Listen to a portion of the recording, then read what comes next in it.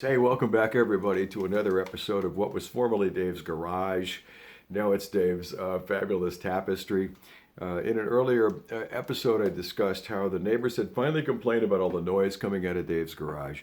And so I moved indoors to a quieter, friendlier place just to be respectful of the neighbors and not anger them. That's the last thing we want to do as saxophone warriors is anger anybody. Got a lot of news. This is going to be a long one today. That's the spoiler alert. So those of you who have other things to do, you might want to watch this one in stages because I've come up with 4 things to practice for those of you who don't have a lot of time to practice. And that would include almost my entire student body. All right. Almost nobody has time to really chop it up in the woodshed. So I've come up with 4 areas and we'll get to those. Okay. And I've been beta testing them now for about 3 months. Almost all through the summer, I've had different students and myself trying these ideas out. And we've all steadily improved, even though not everybody has, 3 or 4 or 5 hours a day to practice. Yeah, who does, right? Well, I do, but things happen and you just don't. So I've come up with these 4 areas and we'll talk about those in a minute. A lot of things happening here. First of all, if you want lessons, let's Zoom. No, Skype is over with. Let's Zoom some lessons here. You can reach me at davegoodsax at gmail.com if you're interested in hooking up a lesson and diving deeper into any of the subjects that I talk about here. davegoodsax at gmail.com. If you're in Southern California and you want to do one-on-one, got a place right here we can do it. Again, reach to me at davegoodsax at gmail.com. This October, I'm going to start a new series on Wednesday mornings. I'm going to start a live stream, Facebook live stream. Facebook. What am I? Hello. Okay, allergy medicines have just kicked in. YouTube live stream starting October 5, 8 a.m. Pacific Standard Time. First one coming up, 8 a.m. Pacific Standard Time. YouTube live stream right here. I'll play some stuff. And it'll be just wide open Q&A. It'll cost you nothing. Log in, ask any questions that you want, and we'll talk. Alto sax, still working on the the 6M, and now it's starting to make sense. The mouthpiece is a Meyer Brothers 7 medium, and I've got an alto sax reed on here for the first time. I'm using D'Addario Jazz Select 2 softs, and I'm really starting to love the alto sax. I gotta say, I put the tenor sax in the case. It's gonna just hibernate for a while I work on this beautiful, beautiful horn. And I want to thank those of you who wrote in and were with me all through the reed struggles when I was playing tenor sax reeds on here. And I got a fiber cell reed here for a minute, and I hated the sound of that. Although fiber cell reeds are awesome, I mean, no disrespect, I hated the sound I was getting out of it. I sterilized it and gave it to a student, and he's getting great sound out of it. So anyway, I'm back to the most normal reed that I can, and I'm really kind of enjoying alto sax a whole lot more than I was before. And the band is coming back. I was going to join up with the high tones. That didn't work out. I don't know what they're doing, but they had to, postpone finding a practice space and all that. My guys are coming over here, and we're going to start doing an organ trio, and I'm going to start recording that for you. We will play unless the police come on and say, you got to stop, boys. We're going to try to keep it quiet. Bass, drums, and keys, and I'm gonna work out with the alto sax and just see kind of how it sounds. I'm gonna channel my inner Hank Crawford, right? Hank Crawford, for those of you who don't know, was a marvelous alto sax player. Look him up, give him a listen. Enough of the news. Onward and upward here. I came up with 4 areas to work on. In short bursts. Minutes get the job done, not hours. Minutes get the job done, okay? And the areas that I want, that I've outlined for my students to work on are, number 1 is resonance, okay? Resonance, in other words, the sound of your horn. Number 2 is rhythm, all right? Rhythm is king, rhythm, all right? Number 3 is relative pitch. Relative pitch as an improviser, a student of improvising, is so important for you to have. In other words, I can hear something and pick it up really, really quickly on my horn, okay? And the other is agility, right? And I've come up with those four areas. Agility, and we get those from scale and interval studies, resonance, and rhythm, and relative pitch. Four areas to work on. And I want you to start every day with the relative pitch exercise, okay? And you know what that is? That's simply just grabbing your horn and playing along to a backing track. Look up a backing track on YouTube. I don't care what it is. Or turn on Spotify. Put it on any channel that you may have, or Pandora, whatever you use. Or just random tracks on YouTube. Play along with them, all right? Play along, and do that for 3, 4, 5, 10 minutes if you got it. Play along with backing tracks. Play along. Have a good time with it. Enjoy it. Do that first, all right? I mean, you can't do long tones all day. You can't do scale studies all day. But spend 5 or 10 minutes, the first thing that you do, and I want you to just be overjoyed and have fun playing your horn to backing tracks that you don't really know, okay? Why? Stuff that you don't know? Because that develops your relative pitch. Even better if you play along with other saxophone players. Put on a Hank Crawford track. Hank who? Hank Crawford. Crawford. If you don't know who that is, put on some Hank Crawford. And you don't have to transcribe Hank, but you got to play along with and try to match some of his notes and tones and ideas. Or any saxophone player that you like, okay? That's number one. Number one, okay? Developing your sense of relative pitch. Number two is going to be the resonance, the sound of your horn, and this is a long tone exercise. All right, and again, I want to limit you to 5 or 10 minutes a day at this. All right, and what I would like for you to do is not just any long tones, but I want you to do a long tone that involves your horn not using the octave key. All right, you're going to finger middle D just like that, but you're going to finger low D, but you're going to play middle D. I'm not using the octave key at all.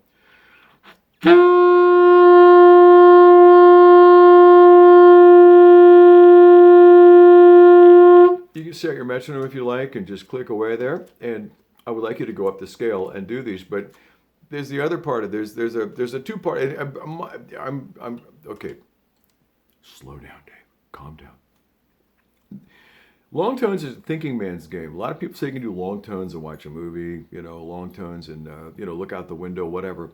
No, I want you to really focus on your long tones. So you're playing this, you're fingering low D, you're playing middle D.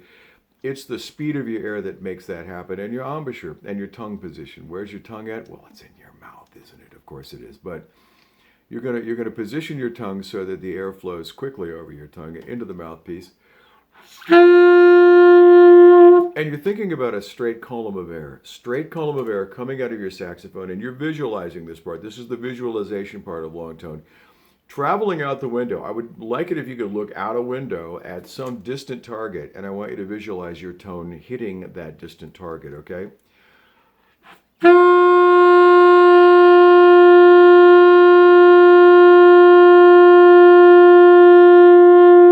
All right, big important exercise. No slouching around, no thinking about, the bills you have to pay or the oil you have to get changed or the prescriptions you got to pick up. I want you to focus on this tone. Think about it. Listen.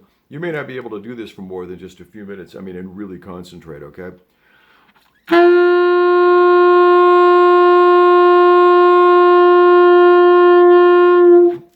Don't play loud, all right? No. You can get loud gradually and you can get loud naturally, but this is a beautiful organic exercise that will really kick your tone up into high gear, okay? We're going to go up the scale.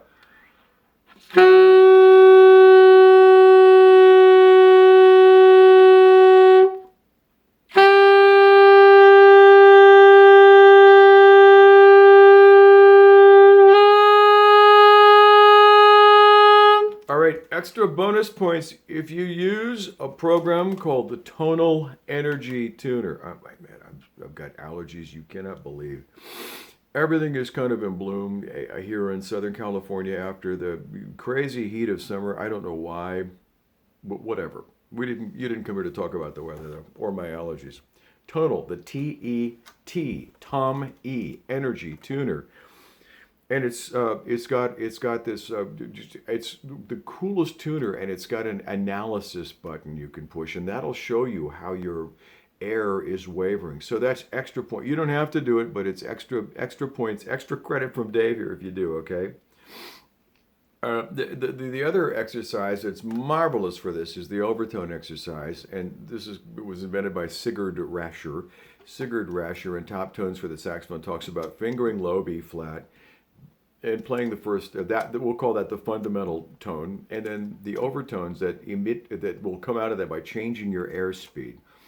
And the first partial overtone is going to be we're fingering low B flat, but playing the middle B flat.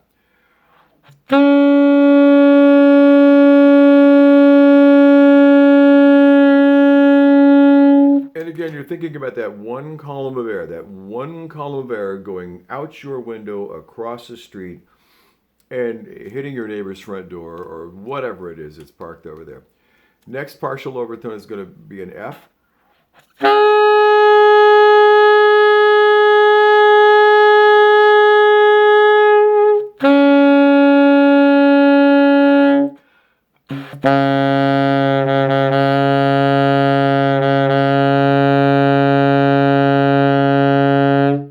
Still working with these new reeds and trying to figure out how to play this alto sax after all these years. I'm kind of having a good time with this though, okay? So that's 2 exercises. That's going to eat up maybe 20 minutes. The next exercise is rhythm, all right? Rhythm. This is a killer exercise. You got to get your metronome out. I know you have one. Don't tell me you don't. And don't tell me it's on your cell phone or your smartphone, because your smartphone metronome, here we go. Hello, there you go. Your smartphone metronome is connected to your smartphone, and someone's going to text you, or you're going to have to check your stock reports or your Facebook page or whatever in the middle of practicing, and then it's over with. I want you to set it to 100 clicks, all right? Isn't that a lovely sound? All right, and I'm going to have you play anything along with that you want to, all right? You can play a scale, I don't care.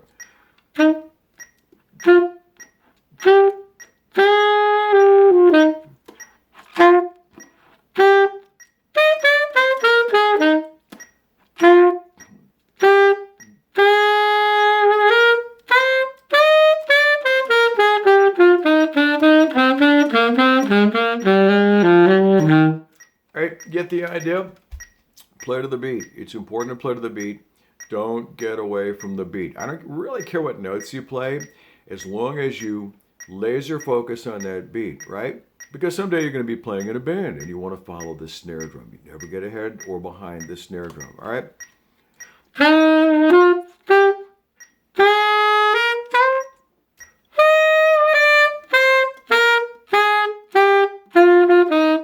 Just like that. There's another 5 or 10 minutes. With your metronome, you can set it at whatever setting, whatever tempo works, floats your boat. What a cliche thing that is to say. Okay, last exercise, number 4. See, we did resonance. We did relative pitch by playing along the backing tracks. We just did rhythm by setting a metronome and playing along to the metronome. Again, whatever you want to do. You can play a solo, you can play a scale, whatever you want to do, as long as you don't lose the beat, okay? Rhythm is so important.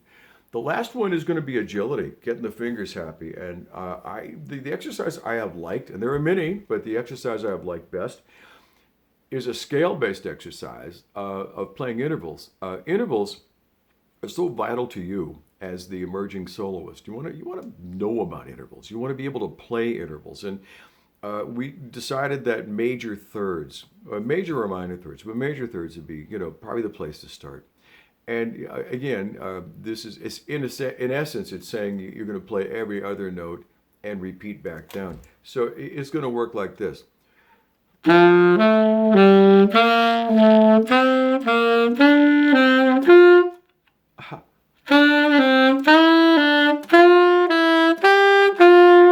Sometimes talking and playing at the same time, right?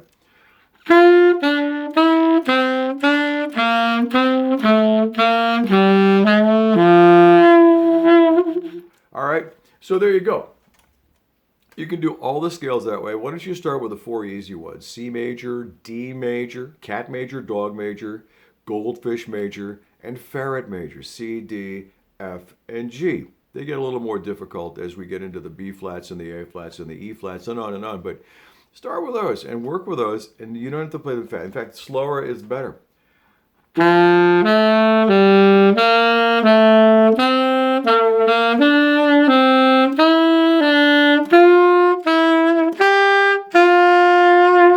What you're hearing are my tenor sax big fat fingers hitting the palm keys and breaking the notes. That's what I'm doing. Relearning how to play the alto sax. So that's where these notes are going.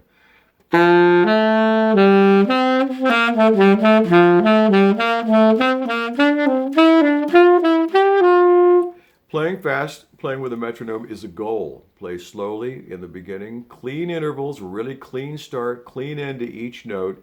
Make them sound really, really good, okay?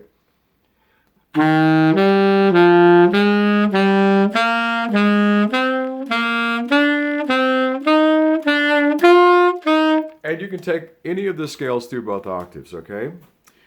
Not into altissimo yet. We're not going to go there. I don't want you to think that we're not going there, but at some point, yes, we will. But that's not really important yet. The important thing is tone, agility, really, really good sound as you move through scales. Developing your sense of relative pitch, key, and rhythm. Got to have rhythm, okay? So those are 4 areas. And if you only had 20 minutes, you could do 5 minutes in each, okay? If you only have 15 minutes, well, that cuts into your day, doesn't it? Be nice if you had more than 15 minutes, but if that's all you got, hit all 4 of those within that 15-minute period of time. And I know that you're going to improve because my students and I, we've all been improving as we've been doing these as well. Try them out. Give it a good 6 days. Get back to me. Leave me a comment in the comments below or davegoodsax at gmail.com. I'd love to hear from you. And I thank all 430 plus of you for coming along on this ride called Dave's Garage. And again, I would love to hear what do you think about this fabulous tapestry? Instead of sitting, maybe you liked it better in the darkness of the garage. I don't know. Your comments are always welcome. Comments, criticisms, ideas. I'm going to do some exercises in the coming weeks about relearning the alto sax, getting reacquainted with the alto sax after about 10 years of just exclusively playing tenor sax. Whole different instrument, whole different ideas, whole different economy of air power, support, tone, intonation, and all that sort of thing.